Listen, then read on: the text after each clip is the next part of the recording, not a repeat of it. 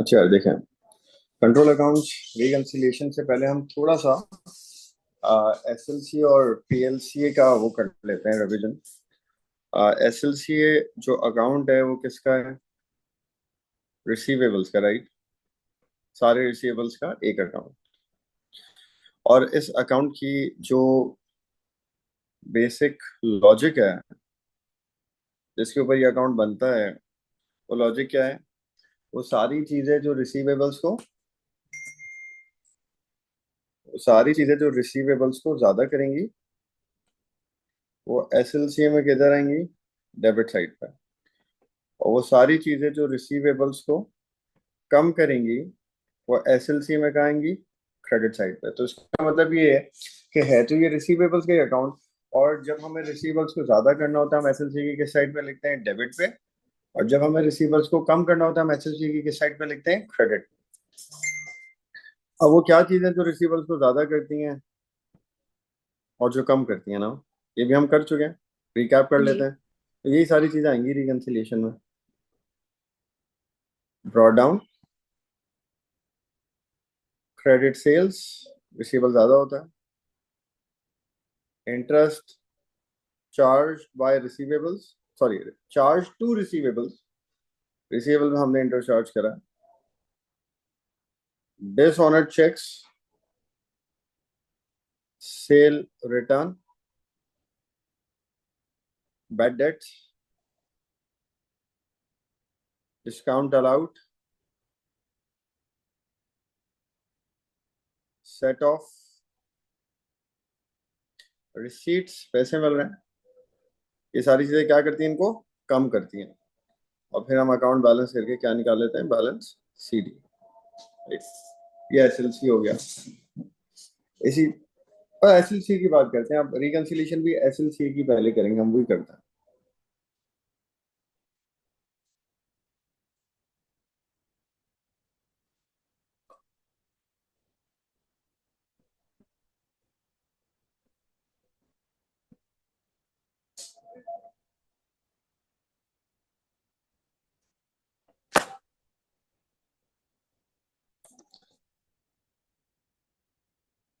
Reconciliation समझने से पहले ना हमें ये देखना पड़ेगा कि अकाउंटिंग का जो सिस्टम है वो आ, किस तरह से चलता है।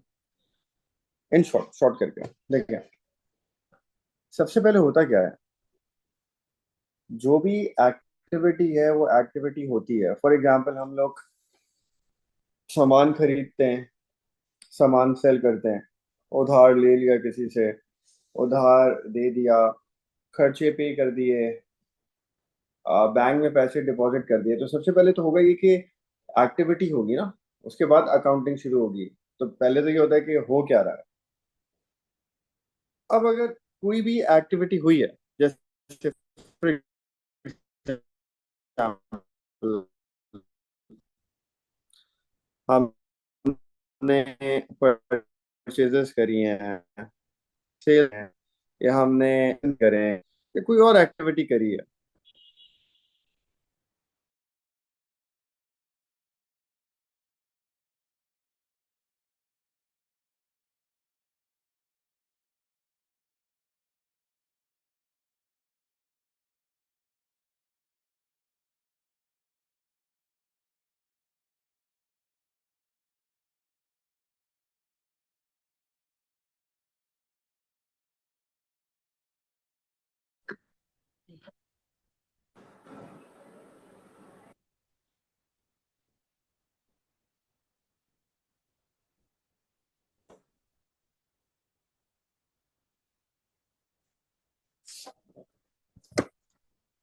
सही, तो सबसे पहले तो ये एक्टिविटीज हो रही है ना। अब आप लोग ये बताएं, क्या ये एक्टिविटीज अकाउंटेंट खुद कर रहा होता है? सामान खरीदना अकाउंटेंट खुद जाता है, सामान बेचना अकाउंटेंट जाता है, एक्सपेंस, मतलब ये सब चीजें क्या अकाउंटेंट खुद करता है?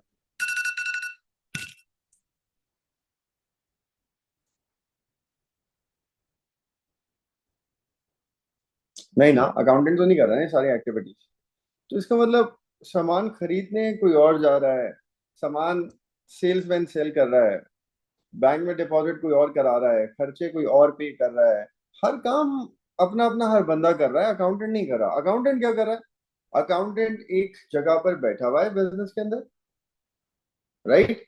वो एक जगह पे बैठा हुआ है और उसको ये सारी चीजें पता चलती हैं, उसको बताई जाती हैं, और वो इनकी रिकॉर्डिंग करता है। फॉर एग्जाम्पल आज आकर एक सेल्स पर्सन ने अकाउंटेंट को कहा कि उसने 10,000 रुपए की सेल्स कर दी हैं, राइट? उसने 5 चेयर्स बेची हैं, 2,000 की एक चेयर बिकती है, तो 10,000 रुपए की सेल हो गई। ये सेल्स पर्सन आके अकाउंटेंट को बताया, अकाउंटेंट ने एंट्री बना दी, रिसीवेबल डेबिट, सामान बिक गया 10,000 का, और सेल्स क्रेडिट। ठीक अकाउंट बना दिया अकाउंटेंट ने। इसके बाद उसको बैलेंस करके ट्रायल बैलेंस बना दिया, इनकम स्टेटमेंट में लिख दिया, एसओएफपी में लिख दिया, सारा काम कर दिया अकाउंटेंट ने। अब ओनर आता है, ओनर आके किससे क्वेश्चन करेगा हिसाब किताब का? हर बंदे के पास अलग अलग जाएगा ओनर, या सिर्फ अकाउंटेंट को बिठा के बोलेगा कि भाई मुझे बताओ क्या हुआ क्या नहीं हुआ? तो आंसरेबल कौन है पूरे बिजनेस के हिसाब किताब का? Accountant, right? अब अकाउंटेंट से पूछा ओनर ने, भाई बताओ मुझे कितनी सेल्स हुई हैं, सेल्स बताओ कितनी हुई हैं? अकाउंटेंट ने कहा सर 5 चेयर्स बिकी हैं और 10,000 रुपए की बिकी हैं। ये तो अकाउंटेंट ने कह दिया। ओनर ने कहा अच्छा मैं चलो चेक करके आता हूँ। ओनर वेयर हाउस चला गया। जब ओनर वेयर हाउस में गया ना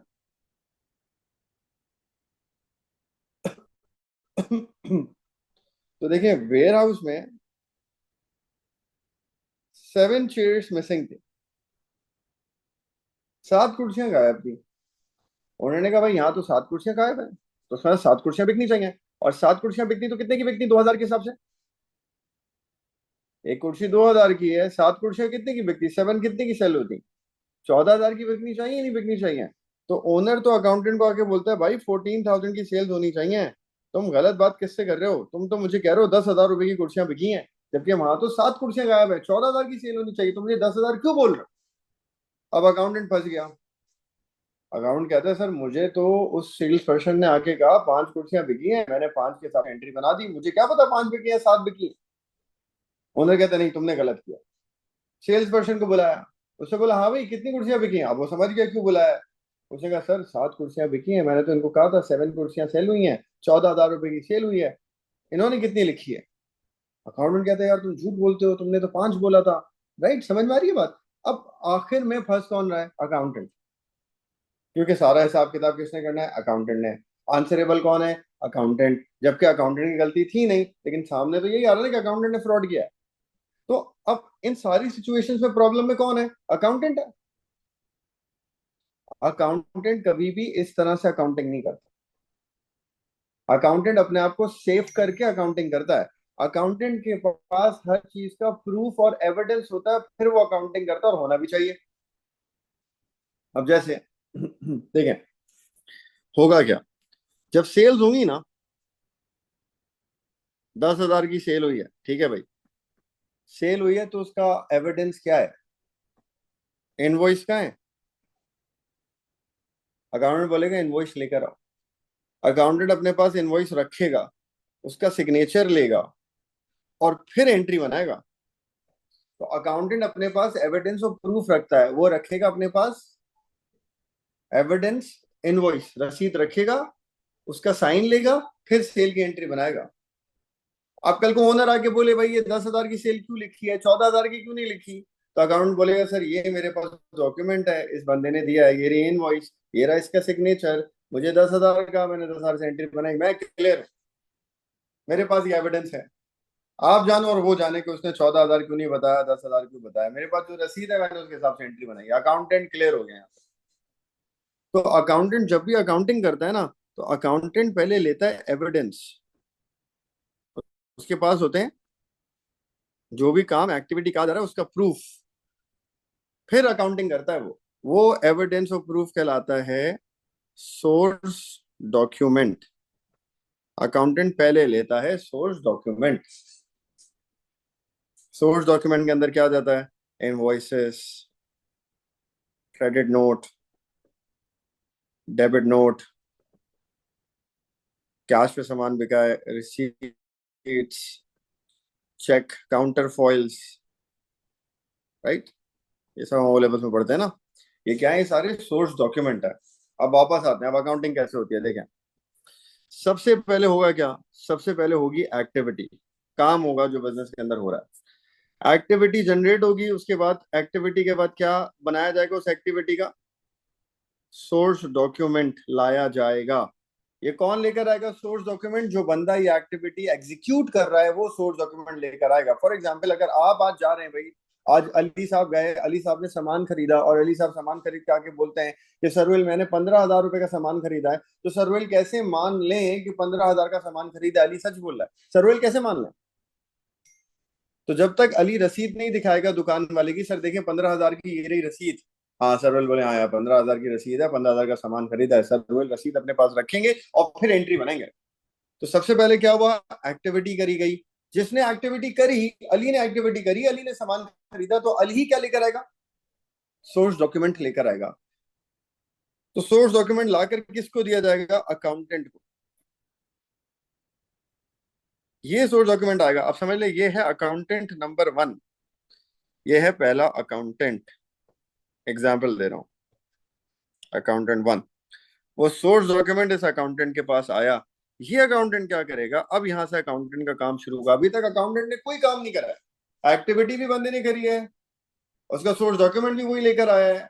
अब अकाउंटेंट क्या करेगा? अकाउंटेंट सबसे पहले बुक्स ऑफ प्राइम एंट्रीज बनाएगा, बुक्स ऑफ प्राइम एंट्री में रिकॉर्डिंग करेगा। सही ध्यान से सुनते रहेगा यहाँ से। बुक्स ऑफ प्राइम एंट्री कितनी है हमारे पास? 7 बुक्स हैं, राइट। कौन कौन सी है? Sales day book,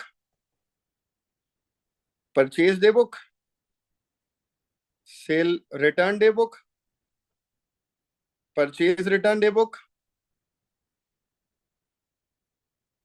cash book, petty cash book और जनरल जर्नल। ये 7 बुक्स ऑफ प्राइम एंट्रीज हैं, राइट। हमें पता ही होगा, ओ लेवल्स में पढ़ा होगा हमने। सबसे पहले accountant in 7 books of prime entry के अंदर रिकॉर्डिंग करेगा। तो यहाँ पे अकाउंटेंट 1 का काम क्या है? डबल एंट्री नहीं बनाएगा। ये क्या बनाएगा भाई? ये रिकॉर्डिंग करेगा। सबसे पहले चीजें रिकॉर्ड होंगी, और सारी कहाँ रिकॉर्ड होंगी? बुक्स ऑफ प्राइम एंट्री के अंदर रिकॉर्ड होंगी। ये 7 बुक्स हैं, इसके अंदर चीजें रिकॉर्ड की जाएंगी। बन गई ये 7 बुक्स ऑफ प्राइम एंट्री। ये बुक्स रेडी हो गई भाई। एक बात सुने, क्या हम ये कह सकते हैं पूरे मंथ में या पूरे साल में बिजनेस के अंदर जो कुछ हुआ है, जो एक्टिविटी हुई है बिजनेस के अंदर, वो सारी activities books of prime entry के अंदर मौजूद हैं, अकाउंटेंट ने उसके अंदर लिखी हैं। ये काम है अकाउंटेंट का। तो जब मैं बुक्स ऑफ प्राइम एंट्रीज उठाता हूँ, फॉर एग्जांपल ये बुक ऑफ प्राइम एंट्री है, अगर मैं ये बुक ऑफ प्राइम एंट्री उठाता हूँ यहाँ से, तो इसका मतलब पूरे महीने में या पूरे साल में जो कुछ हुआ है बिजनेस के अंदर, वो मुझे इस बुक से मिलना चाहिए या नहीं मिलना चाहिए? क्योंकि जितनी एक्टिविटीज होंगी वो किसके अंदर लिखी जाएंगी? बुक्स ऑफ प्राइम एंट्री के अंदर लिखी जाएंगी। तो अगर मैं बुक्स उठा लूं तो मुझे पूरे महीने की एक्टिविटी मिलनी चाहिए नहीं मिलनी चाहिए? क्या कहते हैं आप लोग? बिजनेस का कंप्लीट डेटा आ गया बुक्स ऑफ प्राइम एंट्री में या नहीं आया? राइट, आ गया है ना। इसका मतलब है तो जितने भी पूरे महीने में पूरे साल में जो बिजनेस में एक्टिविटीज होती हैं वो सारी कहाँ आ जाती है? बुक्स ऑफ प्राइम एंट्रीज के अंदर आ जाती हैं। अगर हम बुक्स ऑफ प्राइम एंट्रीज उठा लें, हमारे पास पूरे मंथ की इंफॉर्मेशन आ जाएगी पूरे बिजनेस में क्या हुआ, राइट। अब सुने क्या होता है इसके बाद ना। 2 अकाउंटेंट्स और हैं। ये है, समझ लें, अकाउंटेंट नंबर 2। इसका क्या काम है? ये अकाउंटेंट क्या करता है नंबर 2? ये अकाउंटेंट नंबर 2 साहब जाते हैं अकाउंटेंट नंबर 1 के पास, और अकाउंटेंट नंबर 1 से ये बुक्स ऑफ प्राइम एंट्रीज उठा के अपने पास ले आते हैं। तो आज सारी बुक्स ऑफ प्राइम एंट्रीज किसके पास आ चुकी है? अकाउंटेंट नंबर 2 के पास आ चुकी है। तो इसका मतलब पूरे बिजनेस का रिकॉर्ड अब किसके पास आ चुका है? अकाउंटेंट नंबर 2 के पास आ गया ही नहीं आ गया? सारा रिकॉर्ड किस में? बुक्स के अंदर। अब बुक्स किसके पास है? अकाउंटेंट 2 के पास। तो सारा रिकॉर्ड अभी किसके पास आ चुका है? अकाउंटेंट 2 के पास आ गया है। अब अकाउंटेंट 2 क्या करेगा? सुने, वैसे तो ये हर चीज का टी अकाउंट और डबल एंट्री बनाएगा, लेकिन हमारा टॉपिक रिसीवेबल से रिलेटेड है, तो हम रिसीवेबल के कॉन्टेक्स्ट में ही बात करेंगे। ये अकाउंटेंट 2 क्या करेगा? ये रिसीवेबल्स के अलग अलग टी अकाउंट बनाएगा, जिसको हम बोल सकते हैं इंडिविजुअल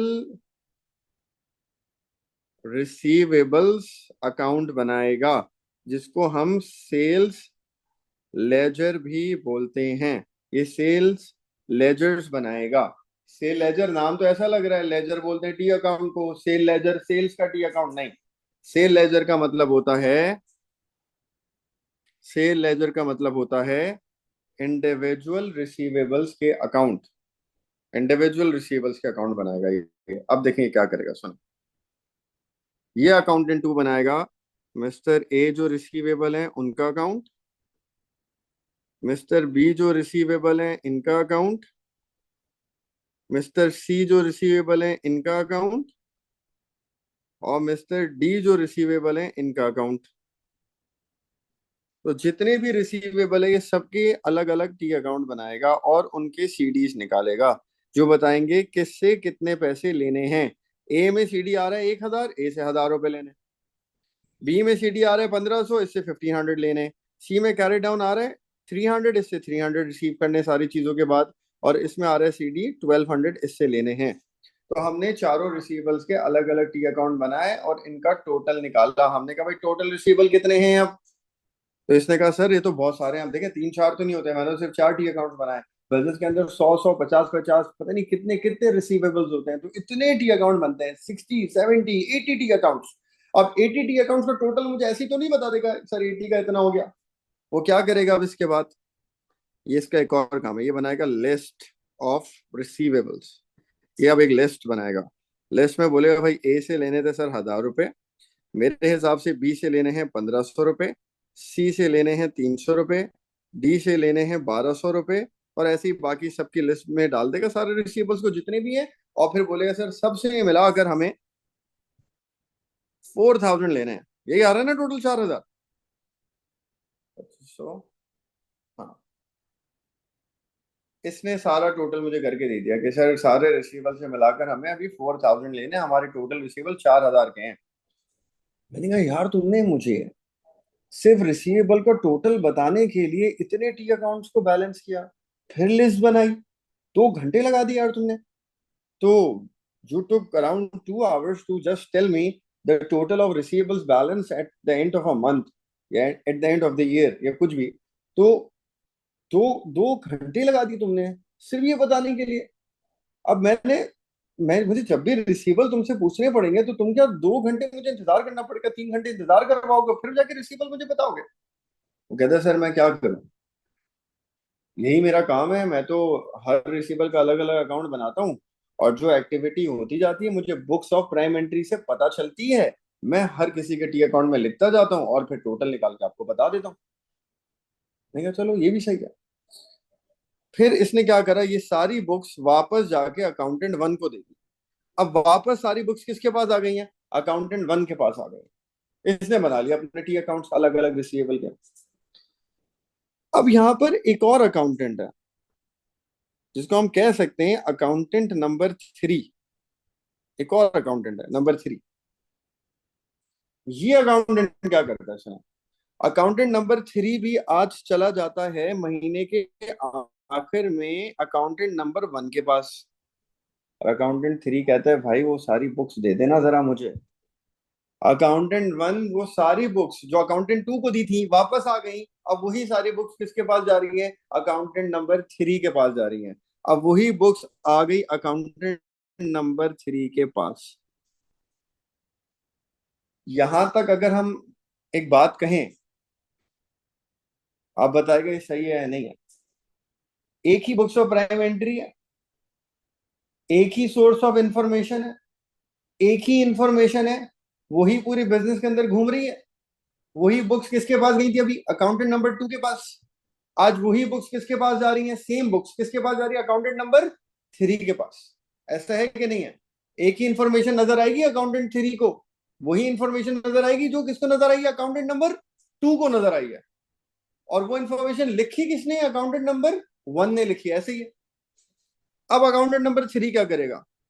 अकाउंटेंट नंबर 3 वो सारी बुक्स का टोटल पिक करेगा। वो सारी बुक से क्या करेगा? टोटल पिक करेगा। और वो टोटल से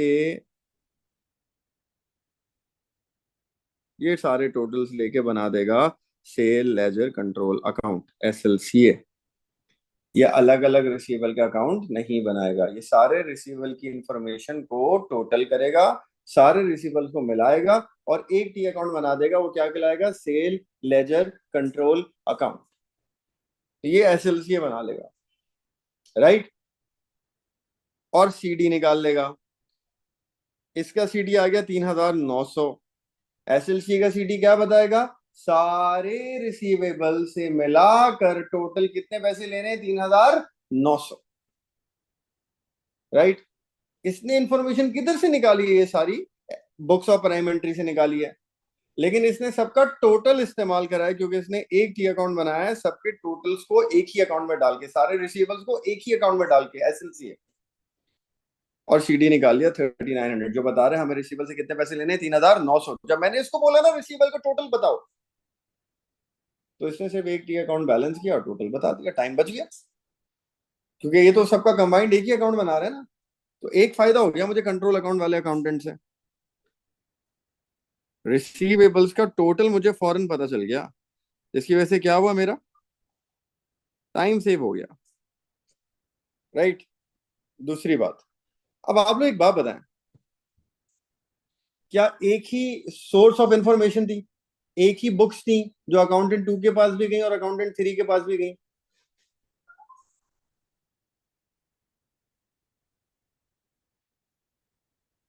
तो क्या हम कह सकते हैं, तो क्या हम कह सकते हैं कि ये हम डुप्लीकेशन कर रहे हैं काम की?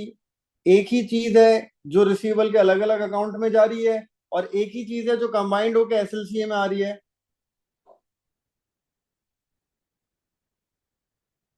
तो क्या हम ये कह सकते हैं रिसीवेबल की हर इंफॉर्मेशन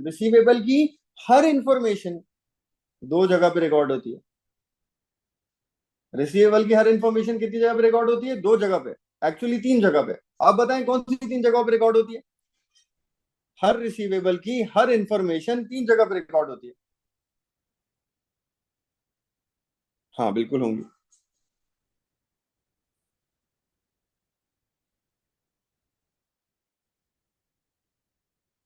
अब आप लोग बताएं, रिसीवेबल की इंफॉर्मेशन तीन जगह पे आती है, कौन सी तीन जगह पे आती है? एक इंफॉर्मेशन जो किसी भी रिसीवेबल के साथ हुई है वो तीन जगहों पे रिकॉर्ड होती है हमारे पास। कहाँ कहाँ रिकॉर्ड होती है बताएं?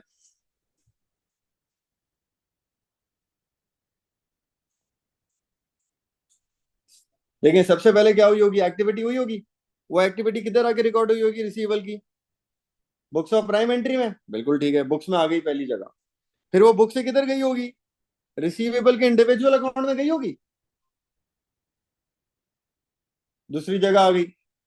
फिर वही बुक से किधर गई है? कंट्रोल अकाउंट में भी गई होगी, तीसरी जगह आ गई। तो एक ही रिसीवेबल की इंफॉर्मेशन तीन जगह पर रिकॉर्ड हुई है, एक बुक ऑफ प्राइम एंट्री में, एक रिसीवेबल के इंडिविजुअल अकाउंट में, और फिर कंट्रोल अकाउंट। ऐसा है कि नहीं है?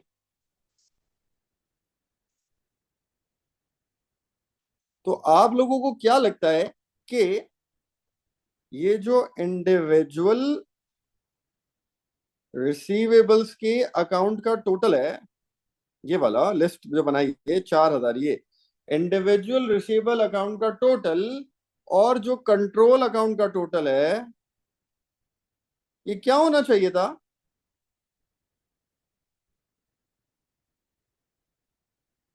तो सारे रिसीवेबल को आखिर में टोटल क्या है, और कंट्रोल अकाउंट में जो टोटल क्या है, आखिर में दोनों के टोटल क्या होने चाहिए थे? इंफॉर्मेशन तो बुक्स ऑफ प्राइम एंट्री से ही आ रही है ना दोनों जगह पे। बुक से ही इंडिविजुअल में जा रही है। जो बुक्स में लिखा है वो इंडिविजुअल वाला लिखेगा तोड़ तोड़ के, और जो बुक्स में लिखा है वो कंट्रोल अकाउंट वाला लिखेगा टोटल करके। तो दोनों का टोटल आखिर में क्या आना चाहिए था?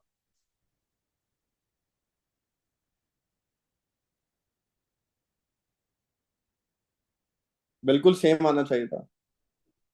क्यों अनुष्का, समझ में आती है बात? दोनों का टोटल आखिर में क्या आना चाहिए था? बिल्कुल सही है, सेम होना चाहिए था। क्योंकि एक ही इंफॉर्मेशन है ना जो दोनों जगह ट्रेवल कर रही है। वहां इंडिविजुअल अकाउंट में टूट टूट के आ रही है, वहां कंट्रोल अकाउंट में एक साथ आ रही है, तो आखिर में दोनों का टोटल क्या होना चाहिए? सेम होना चाहिए ना। अगर वो सेम है तो ठीक है, अगर सेम नहीं है तो जैसे यहाँ पर कितना है, 3,900, और यहाँ पे कितना है, 4,000। होना क्या चाहिए इसको? सेम। लेकिन ये सेम नहीं है। सेम नहीं है तो इसका क्या मतलब है? हो सकता है किसी एक अकाउंटेंट ने गलती करी हो, तो हम क्या करेंगे, अब अकाउंट्स दोबारा से चेक करेंगे, और जो एरर होगा उसको क्या कर लेंगे, ठीक कर लेंगे। तो एरर की क्या हो जाएगी? करेक्शन। ये दूसरा फायदा है। तीसरा, हो सकता है एरर ना हो, जानबूझ के ये गलती की गई हो, ताकि रिसीवेबल से ज्यादा पैसा ले लिया जाए और बिजनेस में कम दिखाया जाए, बाकी जेब में डाल लिया जाए।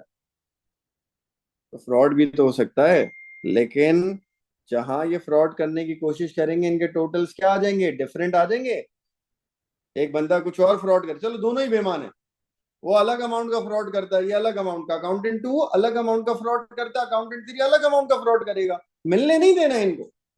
अगर दोनों ही फ्रॉड करते हैं तो अलग अलग अमाउंट का फ्रॉड करेंगे ना, तो क्या होगा, तब भी अमाउंट में डिफरेंस आ जाएगा, टोटल चेंज हो जाएंगे, तो हम दोबारा से अकाउंट चेक करेंगे, तो फ्रॉड होगा तो वो क्या होगा, डिटेक्ट हो जाए। ये तीन बेनिफिट हैं कंट्रोल अकाउंट। सही हो गई बात? अब सुने मेरी बात। अब तरीका क्या है? इंडिविजुअल का टोटल हमारे पास कितना है, रिसीवेबल का 4,000, और कंट्रोल अकाउंट का कितना है, 3,900। डिफरेंट आया ना इंडिविजुअल का टोटल, कंट्रोल अकाउंट टोटल, फर्क आ गया, जबकि होने क्या चाहिए, इनको सेम होना चाहिए। फर्क आ गया। अब क्या करें भाई, ये डिफरेंस क्यों आ गया इन दोनों में? अगर डिफरेंस आया है, इसका मतलब कुछ, अभी हम जो टॉपिक पढ़ रहे हैं उसके हिसाब से क्या हुआ है, एरर हुआ है। हम उसको चेक करेंगे, हम क्या बनाएंगे, कंट्रोल अकाउंट रिकंसिलिएशन बनेगी अब। तो मैंने पूरा आपको समझाया कि कंट्रोल अकाउंट रिकंसिलिएशन कब बनती है, जब इंडिविजुअल रिसीवेबल का टोटल और कंट्रोल अकाउंट का टोटल सेम नहीं आता। जब ये टोटल जो कि सेम आना चाहिए सेम नहीं आता, तो हम बनाते हैं कंट्रोल अकाउंट रिकंसिलिएशन। यहां तक बात समझ में आती है? इधर तो कोई प्रॉब्लम किसी को? अच्छा यार, चलो आगे स्टार्ट। देखें, तो कंट्रोल अकाउंट रिकंसिलिएशन बनने की पहला रीजन क्या है? जब इंडिविजुअल रिसीवेबल का अकाउंट और कंट्रोल अकाउंट, इन दोनों का टोटल सेम नहीं है, होना चाहिए, तो कंट्रोल अकाउंट रिकंसिलिएशन बनती है। सही है।